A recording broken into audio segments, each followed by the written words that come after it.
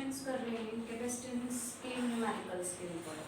सबसे first question हमने जो ले रखा है कैपेसिटेंस की एनर्जी के ऊपर बेस्ड है, चार्जिंग के ऊपर बेस्ड है। इनके न्यूमेरिकल्स में हमें फर्स्ट क्वेश्चन जो दे रखा है वो ये है, a capacitor of a capacitance C, कोई भी कैपेसिटर आपको सी कैपेसिटेंस का मिला था विच इज इनिशियली अनचार्ज, उसको कोई चार्ज नहीं दिया गया, मतलब उसका इनिशियल चार्ज जो है वो जीरो है।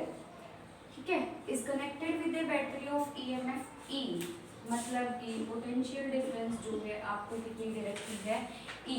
उसे नेक्स्ट उसने कहा है find the heat dissipated in the circuit during the process of charging.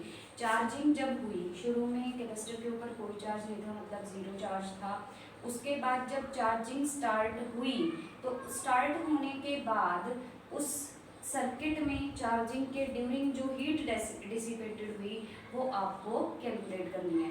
तो आपको हीट डिसिपेटेड का मतलब है द लॉस ऑफ एनर्जी। आपको इस केस में क्या निकालना है, एक टाइप से लॉस ऑफ एनर्जी, मतलब कि बैटरी ने कितनी एनर्जी सप्लाई की और कैपेसिटेंस को जो चार्ज मिला उसकी वजह से उसकी कितनी एनर्जी हुई, उन दोनों का डिफरेंस अगर आप निकाल लोगे तो वो हीट डिसिपेटेड आ जाएगी। ठीक है, तो सबसे पहले तो हम अगर कैलकुलेट करें कि हम कैपेसिटर की एनर्जी कहते हैं U is equal to C V square कहते हैं। ठीक है, कैपेसिटेंस C दे रखी है, अगर आप इनिशियल एनर्जी निकालो तो वो कितनी आ जाएगी, जीरो, क्योंकि चार्जिंग तो है ही नहीं, चार्जिंग नहीं है तो आपकी इनिशियल कितनी आ जाएगी, जीरो। अब जो है फाइनल आप निकालना चाहते हो तो half C V square, potential difference जो है ईएमएफ के इक्वल हो जाएगा जब कैपेसिटर फुली चार्ज हो जाएगा। तो इसका मतलब है U final will be equal to the half C E square. ठीक है, इनिशियल चार्ज जो है जीरो है, लेकिन हम फाइनल चार्ज मान के चल रहे हैं कि क्यू जो है वो फाइनल होगा। ठीक है, क्यू एफ, कैपेसिटर को जब बैटरी से कनेक्ट किया तो फाइनल चार्ज जो होगा that will be Q F according to the relation Q is equal to C into V होता है। तो क्यू फाइनल निकालेंगे तो सी इंटू में ईएमएफ ऑफ द सेल, क्योंकि वही पोटेंशियल डिफरेंस अप्लाई की गई है। फाइनल जो चार्जिंग होगी, फाइनल जो चार्ज होगा वो आप इससे दोगे। ठीक है, ये आपकी फाइनल एनर्जी आ चुकी है। तो इसका मतलब आप डेल्टा यू निकालो, इंक्रीज इन एनर्जी निकालो, तो यू एफ माइनस में यू आई हो जाएगा। यू एफ कितना है, half C E square, minus में इनिशियल कितनी है, जीरो, मतलब कि half C E square, value आ गई आपकी। उसके बाद है कि हम जो चार्ज उसने दिया, बैटरी ने जो चार्ज दिया, उस चार्ज को सप्लाई करने में जो अमाउंट ऑफ वर्क डन हुआ that will be supplied energy. तो इसका मतलब हो गया कि आपके पास वर्क डन पर unit charge is equal to potential होता है। इसका मतलब अगर आप अमाउंट ऑफ वर्क डन निकालना चाहते हो इन गिविंग द चार्ज, मतलब इन प्राइसिंग द चार्ज, यहाँ पर अगर हम डेल्टा क्यू निकालें तो डेल्टा क्यू सिर्फ क्या होगा, क्यू फाइनल माइनस में क्यू इनिशियल, फाइनल कितना है सी इंटू में ई, माइनस में जीरो, मतलब कि सी ई, डेल्टा क्या हुआ गया। तो आपका अमाउंट ऑफ वर्क डन यहाँ से जो निकलेगा W will be equal to the V, V कितना है, EMF के इक्वल है। डेल्टा क्यू जो है आपका कितना आ चुका है, सी ई, देन वर्क डन जो है सी ई स्क्वायर हो गया, मतलब ये सप्लाइड एनर्जी है, ये एनर्जी जो है वो क्या है, सप्लाइड एनर्जी है, जबकि कैपेसिटर में स्टोर जो होती है वो इतनी होती है। तो इन दोनों का डिफरेंस निकाल लें तो हीट डिसिपेटेड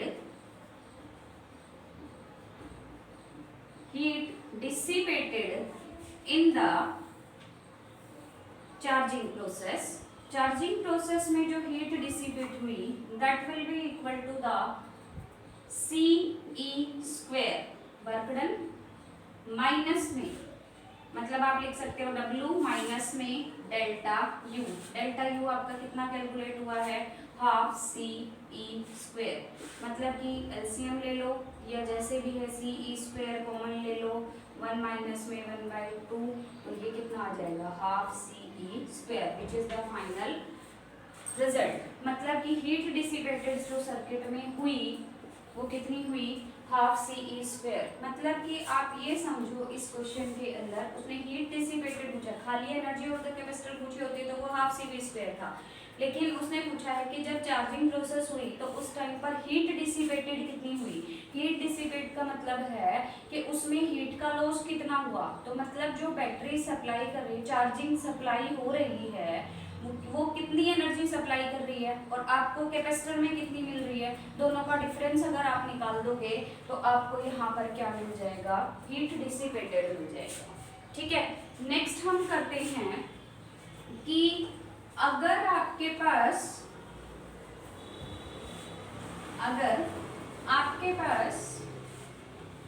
कैपेसिटर्स दे रखे हैं कॉम्बिनेशन में, मतलब सीरीज और पैरेलल कॉम्बिनेशन कंबाइन में, तो उस टाइप के जो न्यूमेरिकल्स हैं वो आप कैसे सॉल्व करोगे।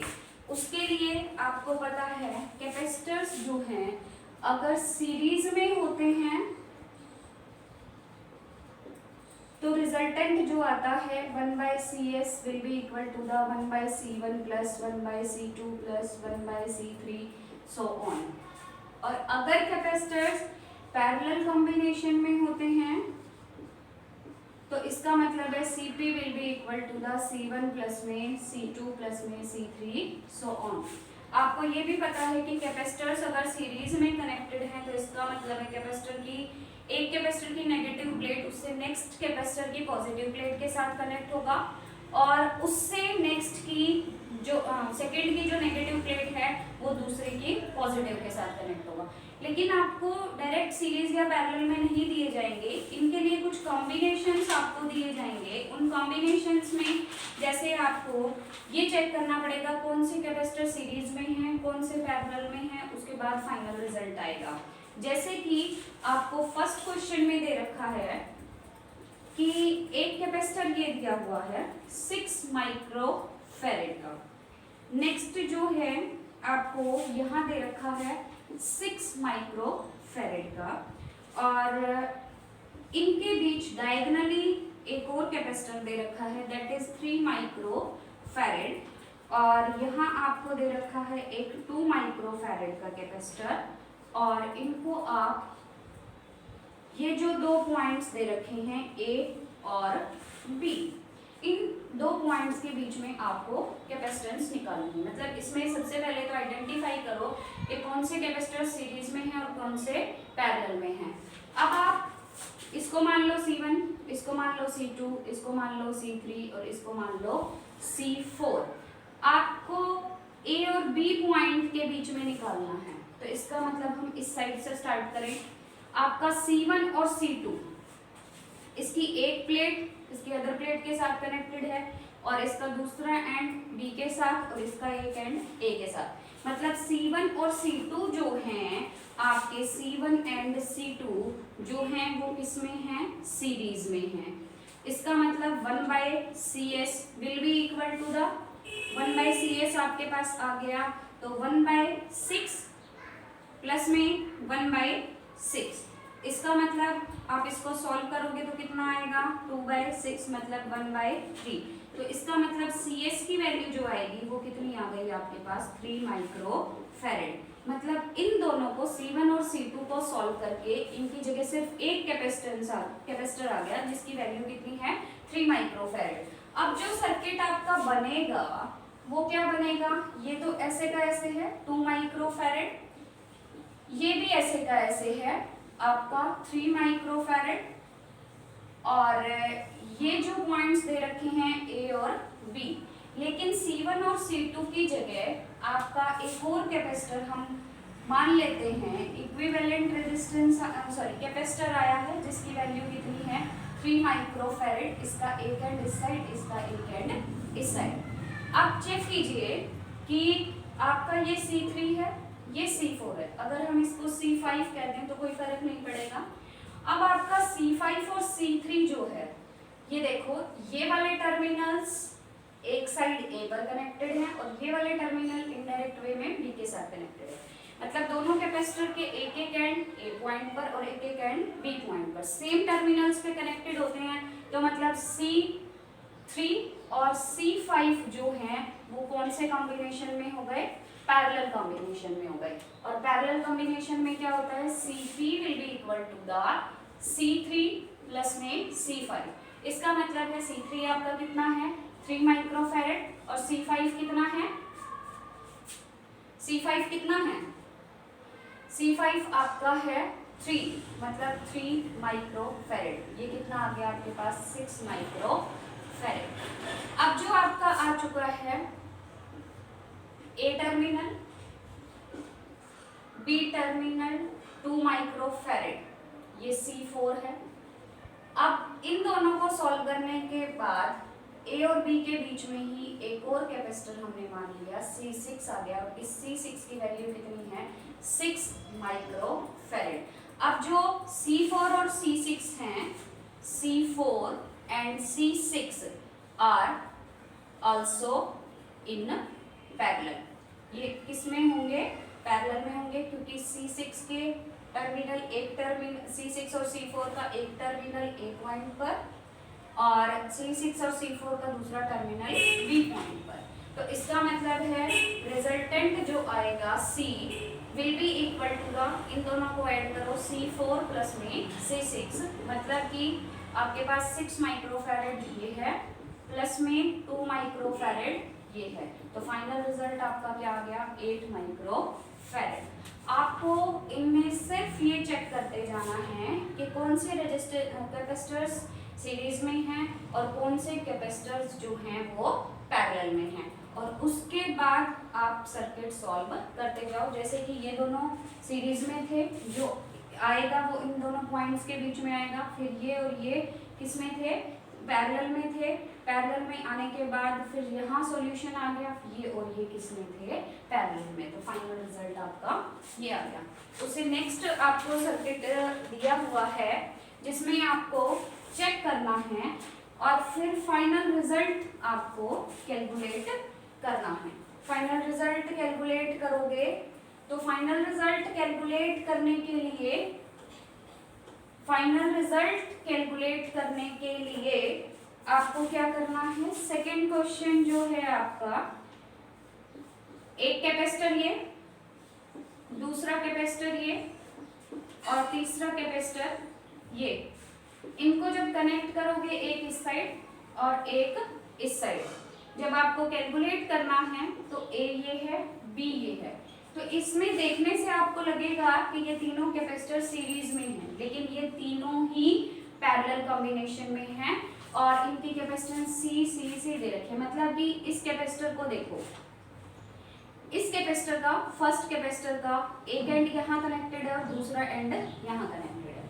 सेकेंड कैपेसिटर का एक एंड यहीं कनेक्टेड है, लेकिन दूसरा एंड यहाँ से यहाँ पर कनेक्ट किया गया है। तो दोनों एंडिंग पॉइंट सेम पॉइंट पर हैं, ठीक है। अब थर्ड कैपेसिटर के लिए देखो, थर्ड कैपेसिटर का एक एंड यहाँ से यहाँ कनेक्ट किया गया है और फिर यहाँ से इस साइड कनेक्ट किया गया है। मतलब कि आपके पास A और B के बीच में C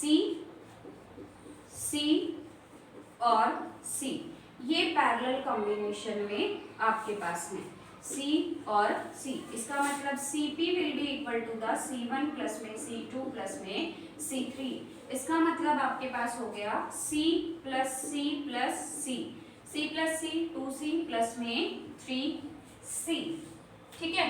उसके बाद एक क्वेश्चन दे रही हूँ, प्लीज आप लोग सॉल्व करना उसे। ऐसे ही सीरीज और पैरेलल कॉम्बिनेशन चेक करके आपको करना है। इसके लिए आपको जो दिया गया है वो A टर्मिनल ये दिया गया है, VA, और यहाँ पर भी कैपेसिटर दिया गया है C। फिर दूसरा कैपेसिटर आपको यहाँ दिया गया है C। थर्ड कैपेसिटर यहाँ दिया गया है, इसकी कैपेसिटेंस भी C है। और फोर्थ कैपेसिटर जो है आपको यहाँ पर दिया गया, इसकी कैपेसिटेंस भी कितनी है C, और A